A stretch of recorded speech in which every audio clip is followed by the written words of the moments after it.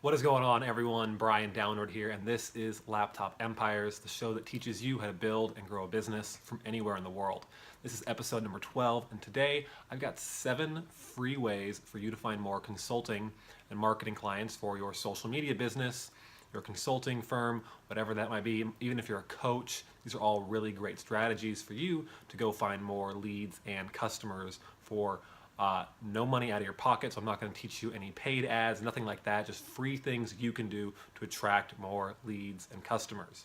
So way number 1 is LinkedIn prospecting and outreach. Now you have a LinkedIn profile likely. Now making sure that is optimized is key. Having the projects you're currently working on, the people you've worked with, great testimonials on there, but then really using that to connect with more people inside of your industry and simply saying to them in a friendly message when you connect, "Hi, I work in your industry, looking to connect with more like-minded people, would love to get on the phone with you and chat for a couple of minutes," and then you use that as a way to open the door for a conversation. You don't have to go pitch them right away. Now, LinkedIn groups are another incredibly powerful place to do this, and you can do the same thing. You can say, "Hey, I noticed we're in the same group. I'm looking to connect. I'd love to learn more about you and your business." Make it all about them and adding value to their life. Heck, you could even offer a competitive analysis if you want to. Do something that is adding value to them to get them to actually want to reach back out and respond to you. All right, so place number 2, this one's easy. This is events. Now, not the typical business mixers where you have a bunch of random people just trying to hand out business cards, but the BNI, a network of really great business owners around the country, are these groups where business owners meet up. I'm sure there's one in your city. You can go use the Meetup app to find them. But you can go find these meetings, and the first 2 meetings are typically free, and then there's usually a $500 yearly membership plus $30 to $50 a month that you'll pay to be a part of these memberships. But they're basically referral networks where the whole point of doing it is to refer business to each other. And a lot of these places have referred hundreds of thousands, even millions of dollars per year to the members just inside of their groups.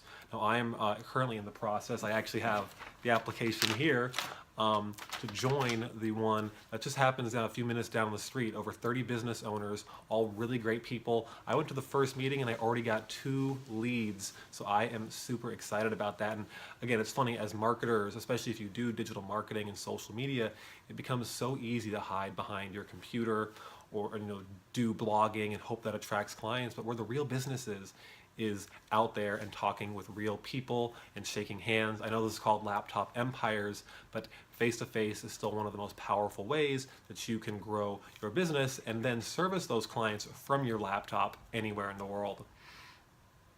Now again, meetup.com or the Meetup app is where I'd recommend to go find these groups. There's dozens of them, and it's a really great way to find new people to connect with.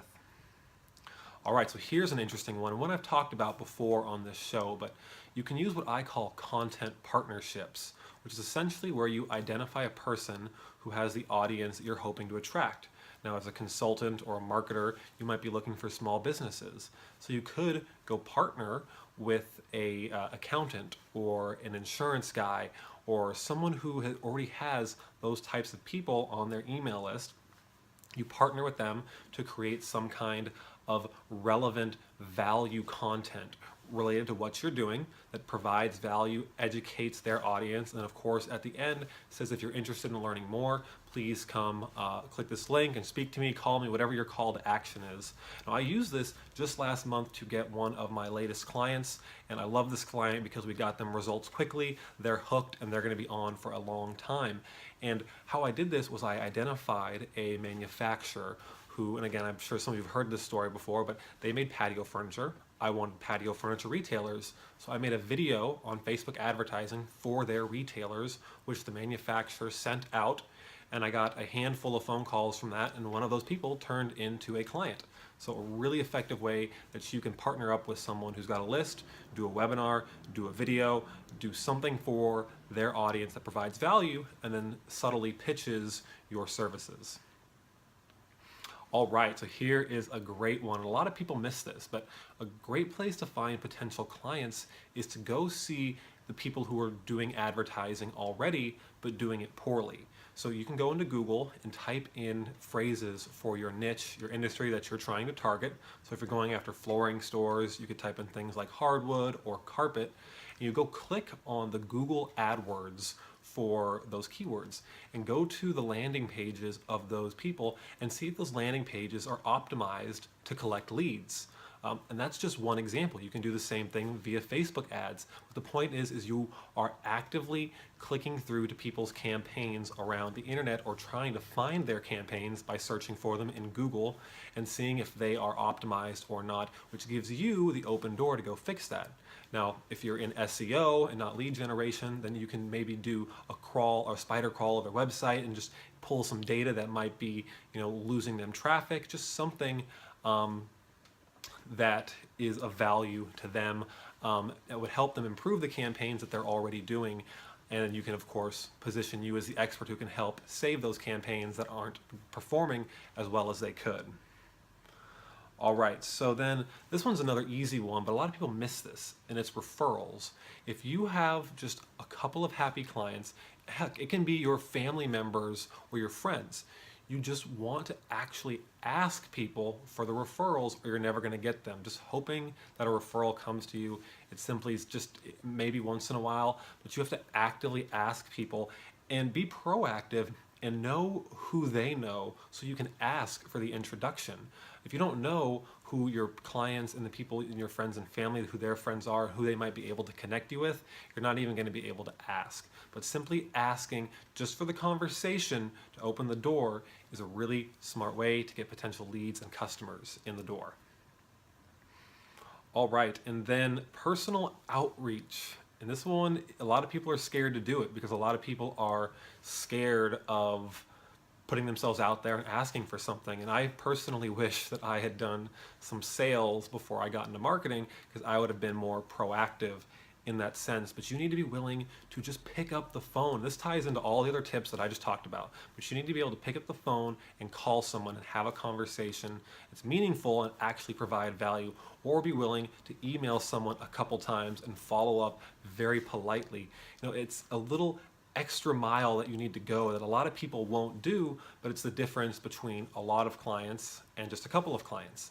Picking up the phone, being proactive, calling that lead, calling that referral, emailing them, following up, because people are busy. A lot of times you might get discouraged if they don't reply to you right away. It's not personal. These people are just busy. So you need to be proactive, polite, stay on top of it, phone calls, emails until you close the deal or they tell you no, go away. All right, so last one, and this one might not work for all of you, but again, it's a strategy that I'm using and I think some of you could benefit from. So in the content partnership tip that I had suggested a little bit ago, where I had worked with a manufacturer to do a video for their retailers, in the same way, I'm gonna go to that manufacturer's website and go through their retailer map. Now I can cold call all of these retailers to try and get their managers on the phone. Now, of course, I'll do some vetting of my own. I'll research them online, make sure they're doing some kind of advertising, they're doing some kind of online marketing before I pick up the phone. But I can tell them, hey, I work with OW Lee, which is the manufacturer, and as a favor to them, I'm reaching out and offering you, etc., etc. So it doesn't have to be, even though it's a cold call, it doesn't have to be super cold because you're using the leverage of the manufacturer or your content partner or whoever that person is to say, hey, I'm working with this person and on behalf of them, I want to reach out. Now, of course, you want to get the permission from that person to use their name as the reason for reaching out, but it's an incredibly powerful way to pick up the phone, get the right person on the line, and then have a conversation that could potentially move them closer to being a paying customer. So I hope you have all enjoyed these 7 tips for attracting new clients and leads to your consulting business. If you enjoyed this video, I want to encourage you to subscribe to my channel, and then please go ahead and share it with at least one person so they can get the value out of this too. Otherwise, I will see you guys in the next episode. And again, I am Brian Downard. This is Laptop Empires, and thank you for tuning in.